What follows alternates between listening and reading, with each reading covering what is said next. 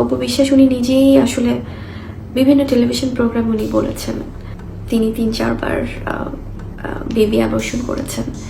Baby abortion করার মানে হচ্ছে যে এনিওয়ে যেটাই হোক যে উনি বাচ্চাগুলোকে ওনারা রাখেননি, তাদেরকে আসলে বাংলা চলচ্চিত্রের দুই তারকা অপু বিশ্বাসের শবনম বুবলিকে ঘিরে আবারও তৈরি হয়েছে নতুন আলোচনা।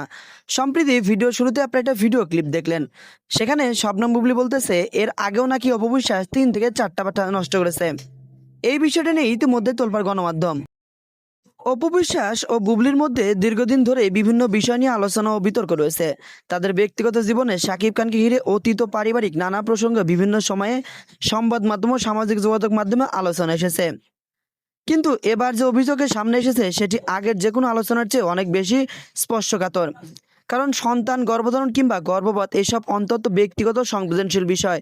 তবে শুধু একটু ছোট ভিডিও ক্লিপ দেখে কোনো সিদ্ধান্ত পৌঁছানো যাওয়া ঠিক হবে না। ভিডিওটি সম্পূর্ণ প্রেক্ষাপটে কি ছিল, বুবলি কি ঠিক প্রশ্নের উত্তরে কথাটা বলেছিল, বক্তব্যটি সম্পূর্ণ সম্পাদিত এমন বিষয়ে। তবে আপনারা প্রত্যেকে জানেন সাকিব, বুবলি, অপু বিশ্বাস তিনজনকে নিয়ে মাঝে মাঝে তুমুল আলোচনা শুরু হয়। তাদের ব্যক্তিগত বিষয়টাই সবার আগে চলে আসে। ভিডিও শুরুতে শবনম বুবলির মুখ থেকে যে কথোপকথনগুলো শুনলেন, এই কথোপকথন কিন্তু হঠাৎ করে সোশ্যাল মিডিয়ায় ভাইরাল হয়ে গেছে। তবে কথোপকথনগুলো কিন্তু অনেক আগের। আর এসব কথোপকথনকে ঘিরে কে তৈরি হয়েছে মিডিয়া পাড়ায় নানা রকম গুঞ্জন। কারণ সোশ্যাল মিডিয়ায় অপু ফ্যান এবং বুবলি ফ্যান দুই ফ্যানই রয়েছে। দুজনের মতামত নিয়ে কিন্তু তৈরি হয়েছে নানান জল্পনা কল্পনা।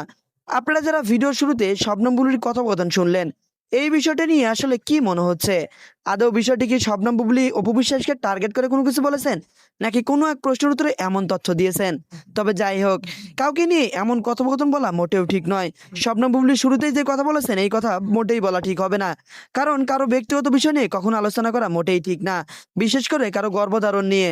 এই বিষয়টা নিয়ে আপনার মন্তব্য কি? ভিডিওর কমেন্টে আপনি আপনার গুরুত্বপূর্ণ মন্তব্য জানাতে ভুলবেন না কিন্তু।